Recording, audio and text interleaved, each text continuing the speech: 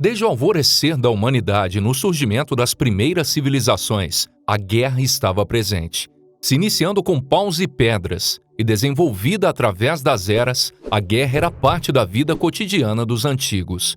Nesse contexto histórico, era natural que os guerreiros buscassem redenção ou uma forma de conseguir a coragem que precisavam nas batalhas.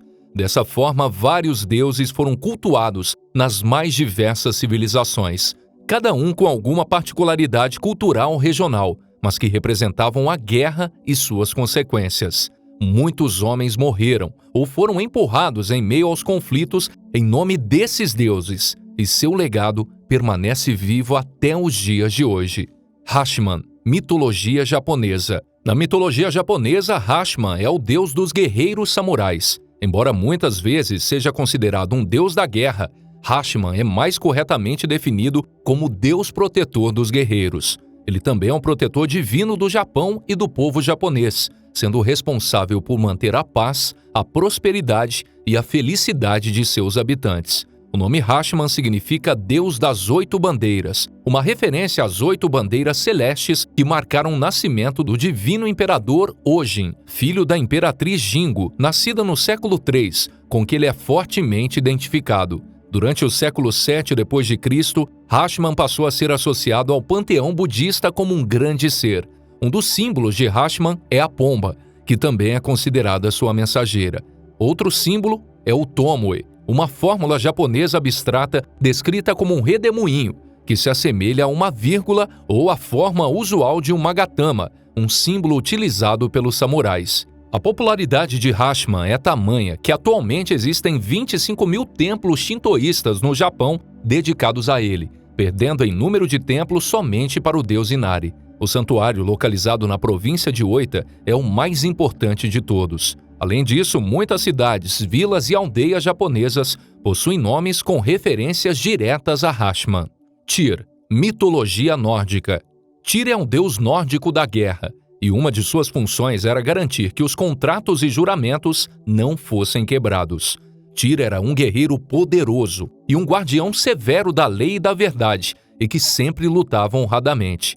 Algumas lendas afirmam que ele era o filho do gigante Ymir e que ele foi o principal deus dos nórdicos, antes de Odin. Já outras afirmam que ele é, na verdade, filho de Odin e Frigga, e com isso ele faria parte da segunda geração de deuses nórdicos, sendo irmão de Thor e tio dos deuses Magni e Mod.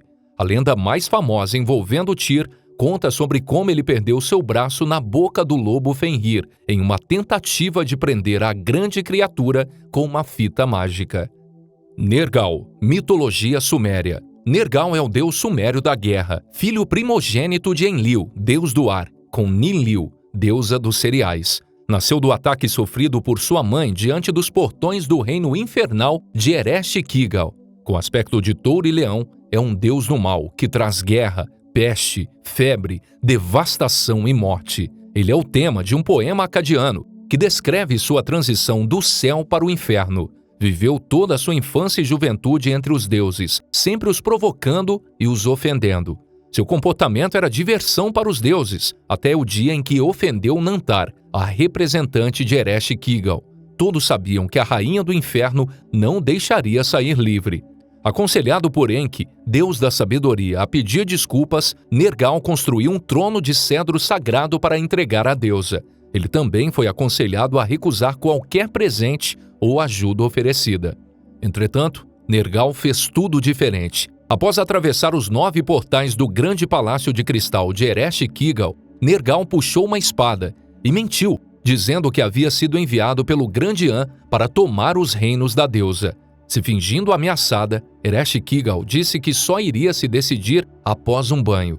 Nergal foi espiá-la e se submeteu à beleza da deusa, comendo, bebendo e aceitando todos os encantos disponíveis por 6 dias. No 7º dia, lembrou das palavras de Enki e fugiu em segredo com medo do que viria a acontecer. Mas Nantar viu a fuga e contou para a deusa. Furiosa e magoada, Ereshkigal enviou Nantar até a morada dos deuses para trazer o deus. Mesmo apaixonado, Nergal temia perder a vida gloriosa que tinha entre os deuses. Então, Enki interveio, se utilizando de um encanto para mudar sua aparência. Nantar não pôde reconhecê-lo e voltou de mãos vazias. Como retaliação, Ereshkigal tornou a terra infértil e provocou fome na humanidade. Temerosos, os deuses pediam que An solucionasse o problema, e o grande deus obrigou Nergal a retornar ao inferno para se casar com Ereshkigal e governar ao seu lado. Algumas placas sumérias contam que Nergal teria traído seu irmão Marduk, se unindo a Ninurta e Nanar-Sin na grande batalha pelo controle da terra em 2000 a.C. O centro principal de seu culto era a cidade Kutu, e seus atributos eram a maçã e a foice. Por ser uma divindade desértica, muitas vezes foi considerado uma forma do deus Sol Shamash. Murugan, mitologia hindu. Murugan, também conhecido como Skanda, é o deus hindu da guerra, filho de Shiva e Parvati e irmão de Ganesha. Ele costumava ser representado sempre jovem, possuindo 6 cabeças, 12 braços e segurando uma lança ou um arco e flecha. Ele também aparece montando ou acompanhado de sua montaria, o pavão. Murugan possui uma enorme força e lidera o exército dos deuses, substituindo Indra. Segundo as lendas, quando ele crava uma lança na terra, ninguém pode movê-la, com exceção de Vishnu, e quando o mesmo faz, montanhas e rios tremem. Existem muitas versões sobre o nascimento de Murugan. A maioria das versões em geral concorda que os deuses desejavam que Murugan nascesse para ele destruir um Asura, uma espécie de raça rival dos deuses hindu, no qual possuía o privilégio de só poder ser morto por um filho de Shiva. A partir desse ponto, as lendas divergem totalmente. Huitzilopochtli. Huitzilopochtli era o deus da guerra asteca. Ele também era o padroeiro da cidade de Tenochtitlan, capital do Império Azteca. Em um dos mitos da criação documentada, Huitzilopochtli é dito ser um dos 4 filhos de Ometotili, juntamente com Quetzalcoatl, Tezcatlipoca e Xipe-Totec. Segundo Sarragun, Huitzilopochtli era um guerreiro robusto, forte e um grande destruidor de cidades e homens. Nas guerras ele era como fogo vivo e temido pelos adversários. Seu emblema era de uma cabeça de dragão que vomitava fogo de sua boca. Ele também podia se transformar em diferentes aves e animais. Segundo a lenda de seu nascimento, a deusa da terra, Coatlicue, executava seus trabalhos sagrados na Montanha da Serpente, perto da cidade de Tula, quando uma bola de plumas caiu sobre ela, fazendo com que engravidasse. A sua filha primogênia, Coyol Xainque, e os outros 400 filhos se revoltaram por ela ter engravidado. Em consequência disso, decidiram reunir um exército para combatê-la. Mas Huitzilopochtli tomou conhecimento do plano ainda no ventre de sua mãe, e dela nasceu totalmente crescido e armado dos pés à cabeça com armadura azul. Huitzilopochtli atacou sua irmã com um cedro ardente em forma de serpente, cortando-a em pedaços, e matou todos os irmãos restantes. Por fim, ele jogou a cabeça de sua irmã para o céu, onde se tornou a lua, de modo que sua mãe estaria confortada em ver sua filha no céu todas as noites. Ele também jogou os outros irmãos e irmãs para o céu, onde se tornaram as estrelas. Foi dessa maneira que se tornou o chefe dos astecas e lhes forneceu uma série de sinais que indicariam o local em que deviam fundar a sua cidade. Perun, mitologia eslava.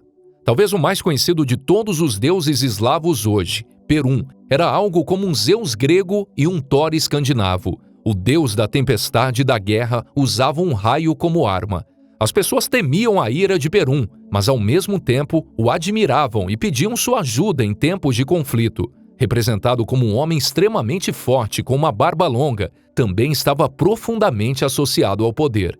Os antigos eslavos costumavam realizar uma série de ritos e oferendas em nome dele em tempos de guerra.